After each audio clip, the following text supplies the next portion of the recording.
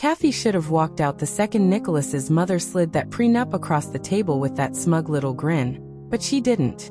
She was in love. She believed Nicholas wasn't like them, that he was different. But she was wrong.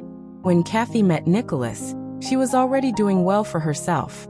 A solid job in software engineering, a cozy apartment in San Diego, and a lifestyle she maintained with her own hard work. She wasn't rolling in money, but she was independent, comfortable. Nicholas, on the other hand, had never known a single day without luxury. His parents, Tracy and Andrew, ran a successful real estate business and had pampered him since birth. They bought him a beautiful home in La Jolla, paid off his college tuition, and set him up with a cushy role in their firm. Everything he had was handed to him. Kathy had earned every bit of hers. From the beginning, she could tell his parents didn't approve. Tracy always found a way to bring up Kathy's family background, her job, even the neighborhood she grew up in. Andrew barely acknowledged her. They weren't openly rude, but their judgment seeped through every comment, every side glance. It was clear, they didn't think she was good enough for their precious son. But Nicholas reassured her every time. "I don't care what they think," he'd whisper. "I love you." And Kathy, believing in him, fell deeper. So when he proposed, she thought maybe this would finally change things. Maybe his family would welcome her in. Instead, they invited them over for a dinner that felt more like an ambush.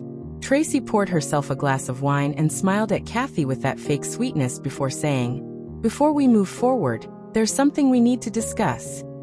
Andrew pulled out a manila envelope and slid it across the table.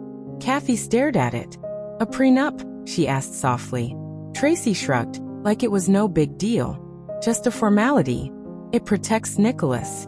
In the event of a divorce, you won't be entitled to anything that isn't yours."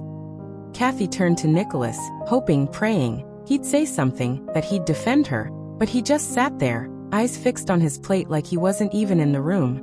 Andrew added flatly, "This is Nicholas's house. His assets. His inheritance. If things don't work out, you leave with what you came in with." Kathy's heart sank. She had never asked for their money, never hinted at wanting a piece of their empire. Yet here they were, treating her like a gold digger. "I'm sure you understand," Tracy said, smiling. And Kathy did. She understood exactly how little they thought of her. She should have gotten up right then and there, walked away, but instead she told herself, "I love him. I don't need their money. This won't matter." So she signed the prenup. And they looked satisfied, like they had just won something. The first year of marriage was fine. The second was tolerable. By the third, Kathy couldn't ignore it anymore. Nicholas had changed, or maybe she was just finally seeing him for who he truly was. He stopped making an effort. No more late-night talks, no more thoughtful surprises. If she brought it up, he'd roll his eyes and brush her off.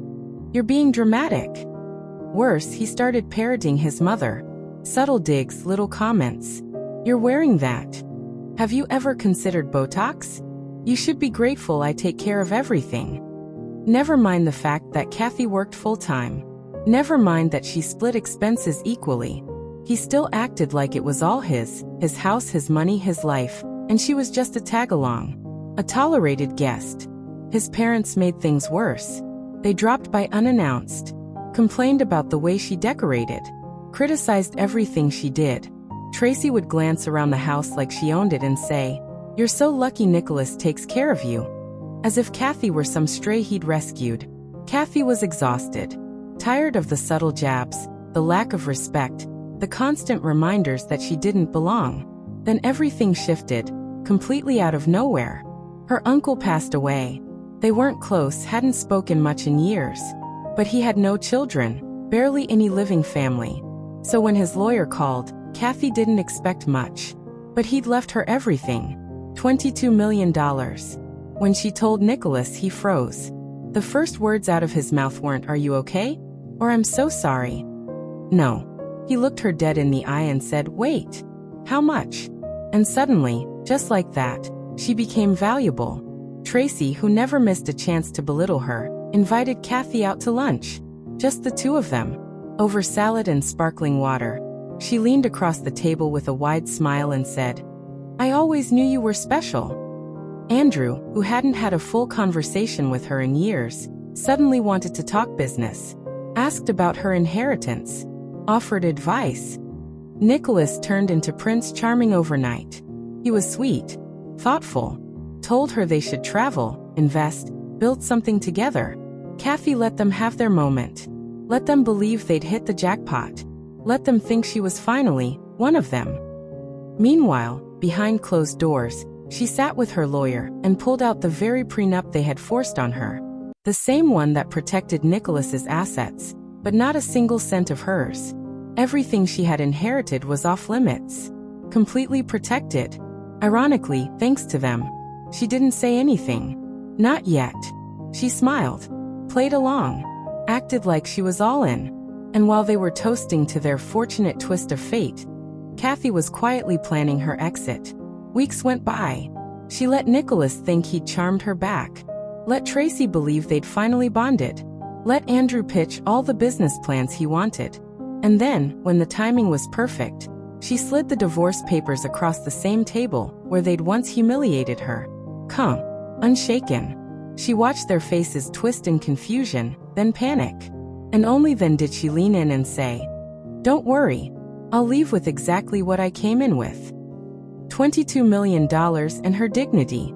They could keep the house, the real estate empire, the fake smiles. Kathy, she was walking away richer. In every way that mattered. Suddenly, Kathy and Nicholas were the picture of a perfect couple again.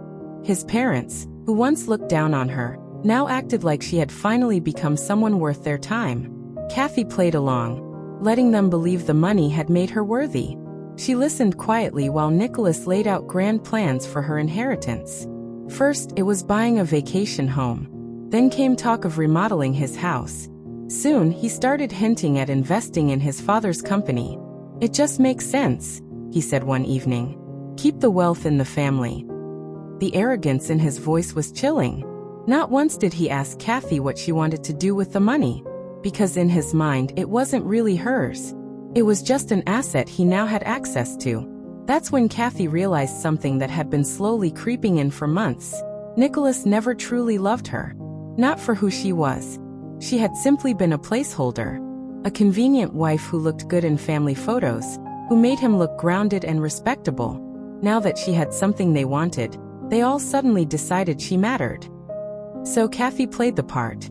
She smiled at their hollow compliments. Let Nicholas sweet-talk her like he was madly in love. Let Tracy loop her arm through hers at brunch like they were best friends. And all the while, Kathy was laying the groundwork for her escape. The first thing she did was open a private bank account in her name only. She transferred her inheritance there. Every last cent. Nicholas had no idea, and more importantly, no access. Next, she hired a lawyer. Not for the divorce, yet, but to review the prenup. She needed to know exactly what she was up against. They combed through the document line by line. And that's when her lawyer pointed it out. The clause that changed everything. Tracy and Andrew had been so focused on protecting Nicholas and their family's assets that they hadn't thought to protect him from Kathy. The prenup ensured she couldn't touch any of their money, but it said nothing about hers. If they divorced, Nicholas wouldn't get a penny of her inheritance. Kathy almost laughed. The same document they had smugly forced her to sign, the one meant to leave her with nothing, was now the very thing shielding her fortune from them. But she wasn't done yet. She started separating herself from Nicholas piece by piece. Quietly, methodically. She gathered all her financial documents, took photos of important files, and began the search for a place of her own. It didn't take long to find a beautiful beachfront property in La Jolla. Paid in full. Hers and hers alone. No joint ownership, no ties to Nicholas or his family. All that was left was the final push. And right on cue, Nicholas gave it to her. He started coming home late. At first, she gave him the benefit of the doubt. Maybe he was working more, trying to impress her, keep her happy, make her feel like they were building something together. But one night, while he was in the shower, his phone buzzed. She glanced at it, and everything changed. A message popped up from someone named Lucy. "Can't wait to see you again tonight. Last time was amazing." Kathy didn't feel pain. She didn't cry. There was no heartbreak, just a cold, final sense of clarity. She opened their message thread and scrolled. Months of texts, photos, flirtation, plans. It had been going on long before her uncle died, probably even before Nicholas proposed. That's when it hit her. Nicholas wasn't just using her money. He was trying to secure himself before he walked away. He thought he was the one playing the game, but he had no idea who he was messing with. Kathy didn't confront him, not yet. She picked up her phone and called a private investigator. If Nicholas wanted to play dirty, she'd just play smarter. Within a week, she had it all: photos, videos, receipts. Nicholas and Lucy at hotels, at restaurants, kissing, holding hands. He looked at Lucy the way he hadn't looked at Kathy in years. And that was fine. That was perfect. Because now she had what she needed. She handed the evidence to her lawyer. "I'm ready," she said. Her lawyer smiled. "Let's do this." That evening, Nicholas came home in a great mood.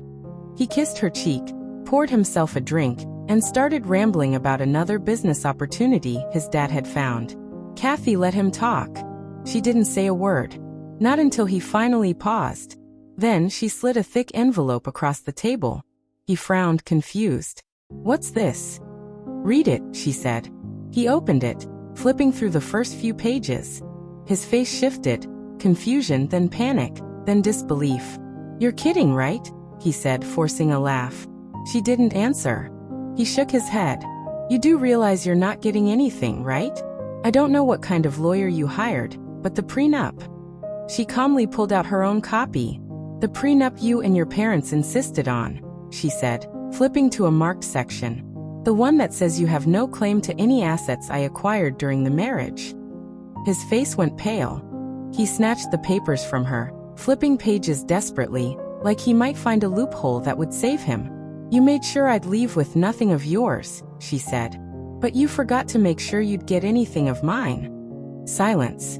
For the first time, Nicholas looked utterly alone. No Tracy. No Andrew. No rescue plan. Just him and the reality he never expected to face. But Kathy wasn't done.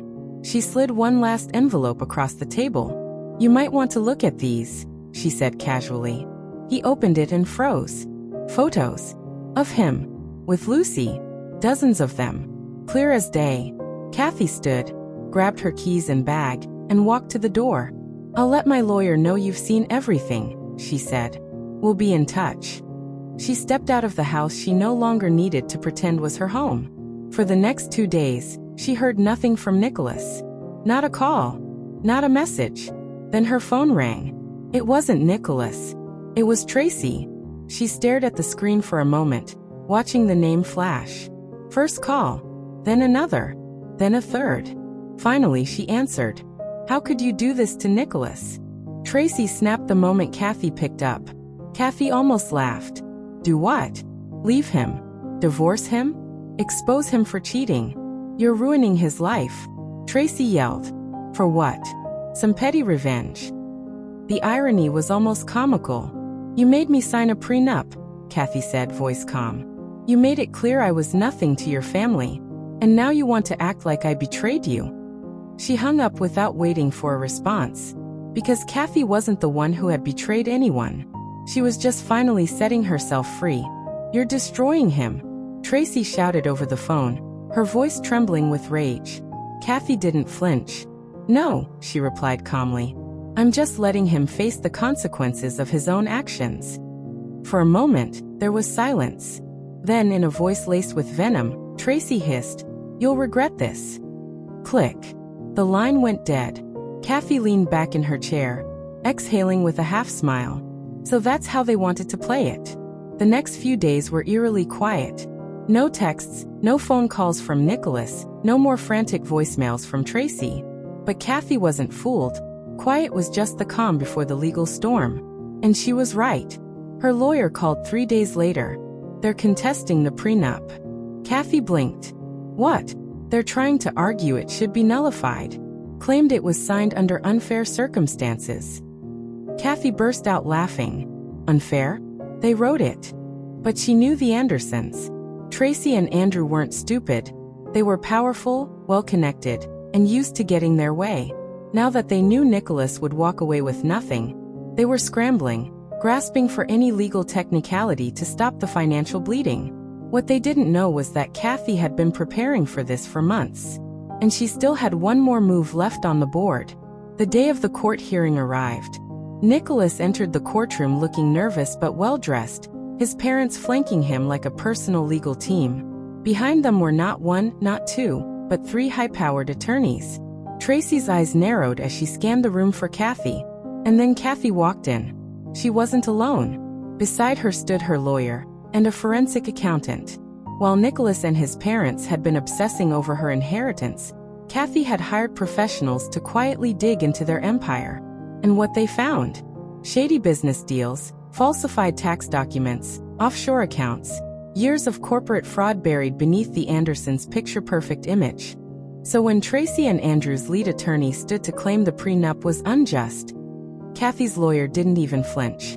"Before we get into that, Your Honor," he said, setting a thick stack of documents on the judge's bench, "we have something to present." Tracy's face drained of all color. Andrew froze. Nicholas looked confused. He still didn't know what was coming. The judge flipped through the first few pages, eyebrows rising with each document. Finally, he looked up.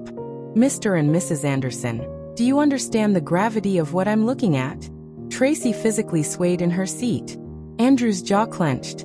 Nicholas leaned forward. "Wait, what is it? What's going on?" "Your company has been engaging in financial misconduct for years," Kathy's lawyer stated flatly.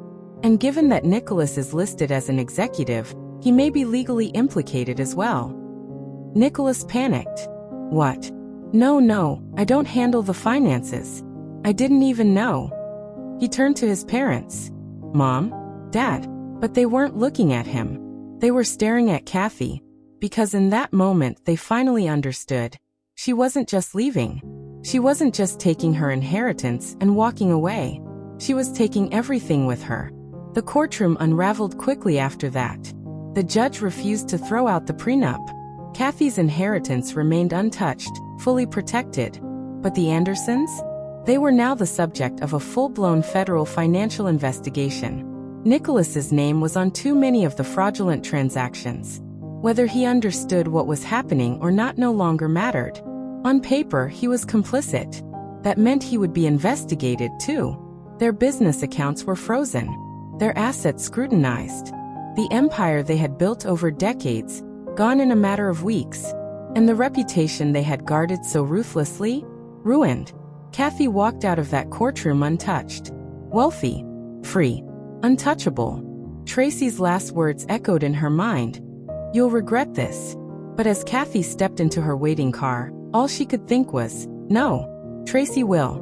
Nicholas tried calling her over and over in the days that followed. First came the rage. "You set me up. You ruined my life." Then came the desperation. "We can fix this. Just talk to me." Then came the sobbing voicemails, begging her to forgive him. She ignored them all. Tracy and Andrew had bigger problems. The IRS was crawling all over their company. Investigators were combing through every file, freezing every account. The powerful friends they once wined and dined had all but vanished. Kathy heard through a mutual acquaintance that they were forced to sell their Rancho Santa Fe mansion to cover their mounting legal fees. Their name was toxic now. No firm wanted to be associated with the Andersons. And Nicholas? He had nothing left. The house Kathy once lived in, the one they swore she'd never get a piece of, went into foreclosure. His credit tanked. His name was blacklisted in every financial circle. He moved back in with his parents, but not to the estate in the hills. They were renting now. A condo. Bare walls. No staff. No status. And Kathy? She was living in a gorgeous beachfront home in La Jolla. Paid in full. Ocean breeze. Floor-to-ceiling windows. No in-laws. No controlling husband. No one telling her she was lucky to be included in their world. Because now she had built her own. Months passed. Then one evening, her phone rang. A number she didn't recognize, but somehow felt familiar. She answered out of curiosity. "Your AB asterisk asterisk asterisk comma asterisk." The voice on the other end spat. Kathy blinked. "Lucy?" "Yes, Lucy." The voice was bitter, raw. Kathy leaned back in her chair, smiling. I take it Nicholas didn't tell you everything. There was a pause, then a bitter laugh. He told me we'd start a new life, that he had money, a future, a house. He said you were the problem. Kathy said nothing. Lucy went on. And then you walked into court and lit his whole world on fire. Kathy hummed softly, feigning thoughtfulness. So, what exactly do you want from me? You should fix this. He's your husband. Kathy laughed. Not anymore. She hung up. She didn't think about Nicholas much after that. But she did hear whispers, stories from acquaintances. After everything collapsed, he had tried to rebuild. But no one would work with him. His name meant scandal. His parents were too buried in their own legal nightmare to help. The legacy he thought he inherited turned to ash. And Kathy? She spent her mornings watching the sun rise over the Pacific. No more pretending. No more faking a smile for brunch with people who never respected her. No more being told to be grateful for crumbs. She had her name, her money, her freedom. And most of all, she had peace.